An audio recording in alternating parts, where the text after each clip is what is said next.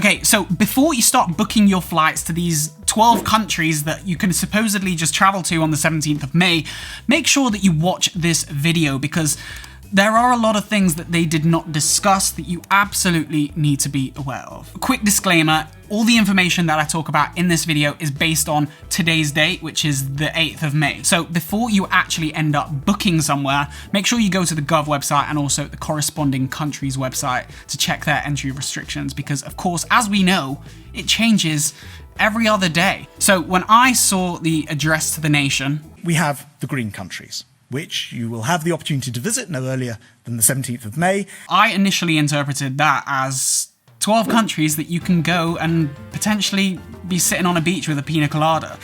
I very quickly realized that that's not the case. And the way that we should in fact be interpreting this traffic light system are the countries that will provide you the least number of obstacles upon your return. I've taken the initiative to go on all the Gov websites and I've basically created a one-stop shop this video, which is going to answer all those queries about those 12 nations, so you can work out where you can and can't go. If this video brings some value to you and it helps in any way, please hit the like button down below. It really helps my channel. So we've got 12 nations on this list, right? And I think what we're going to do is we're going to start by wiping off 3 countries that you absolutely can't go to anyway, right? Australia, New Zealand, and Singapore. These places have very, very strict regulations on their border. So that's already 3 countries off this list. So let's just quick fire through the next 9. So let's start with Gibraltar, right? If you want to enter and go on holiday there,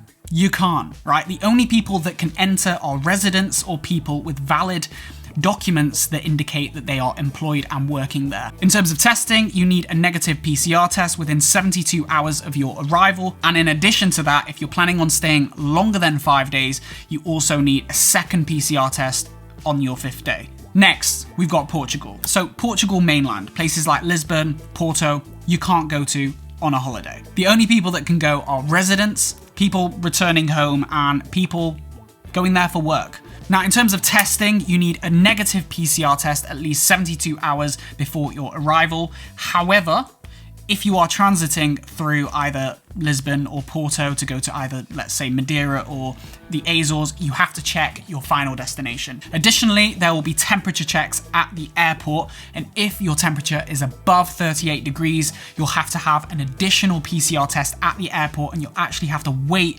for those results at the airport before you can go. Next, Madeira. I've done a travel series there, and it is an absolutely beautiful place. If you want to see what that looks like, click up there. There's loads of videos where I go in depth about the best things to do. Now, who can enter Madeira? You will be so happy to know that Madeira is open to anyone. That's residents, travelers, people looking for a holiday. Madeira is on that list of places to go. And actually, in terms of entry requirements, they seem to be the most relaxed out of all of these 12 countries. They require a negative PCR test up to 72 hours before. However, if you can show evidence that you have had COVID within 90 days and you have a valid certificate, or you have been vaccinated with both doses, you are exempt from that PCR test. But by the way, if you've had that vaccine, you need to have had it at least 15 days before your date of departure. And next, the Azores. People that can travel there are residents, people that are going for work purposes, or of course people that are returning home. Now, entry requirements for the Azores, again, 72 hours PCR test before your arrival, or when you arrive, if you want and you don't want to pay for a PCR test, they actually have certain labs that you can book on the island that the Azores government will pay for. You know, that seems pretty long. I'd probably advise getting the test done before you go so you don't have to worry about that whilst you're out there. Additionally, if you are staying longer than 7 days in the Azores, you have to do a second PCR test on day 6 and a third test on day 12. Israel. I had this on the top of my list. I was so excited to go there, but then I realized as of the 17th of May, the only people that can arrive into Israel are citizens. It's only on the 23rd of May that they will start allowing groups of tourists that have been fully vaccinated. But this is where it's crazy because their entry requirements again are, of course, a PCR test at least 72 hours before, but then a second PCR test upon arrival to the airport.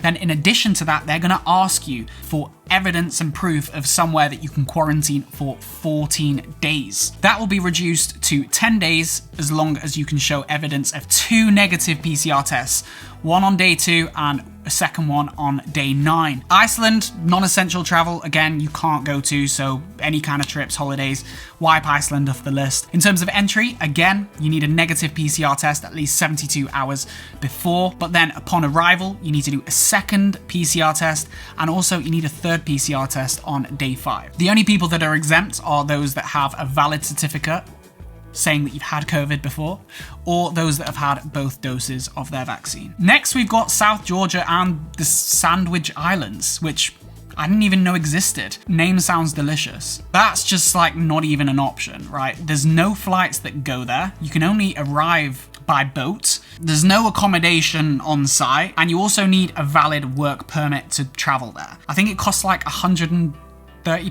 for 3 days, and then every day thereafter it's like £20 to be on that island. But all's not lost, because of course we've got St. Helena, Ascension and Tristan de Cunha. But guess what? You can't enter because only residents can enter and people that have been contracted by the government. And of course, in terms of testing, you need a negative PCR test within 72 hours. But in addition to that, there's also a compulsory 14-day quarantine on your arrival, and you'll also have a second PCR test on day 14 of your quarantine. But how about the Falkland Islands? That's another option, right? No, it's not. It's completely closed to tourists. Weirdly though, there is no test on arrival or PCR test necessary to go there, but there is a mandatory 14-day self-isolation period. So this next one's the craziest of all, right? This is bonkers. So for Brunei, if you want to enter or leave, you have to apply to the Prime Minister's office at least 8 days before. So Brunei is like the most restricted out of everywhere. But if you somehow do get authorized by the Brunei Prime Minister, yes, of course, you need that 72-hour PCR test. But in addition to that, you've also got to enter a government facility for 14 days to do your quarantine. And you've got to cover those costs. But all is not lost, right? Because of course we still have the Faroe Islands that we can travel to, right? Wrong. The only people that can go there are residents, people with work permits, or also, I quote, people with a special worthy purpose.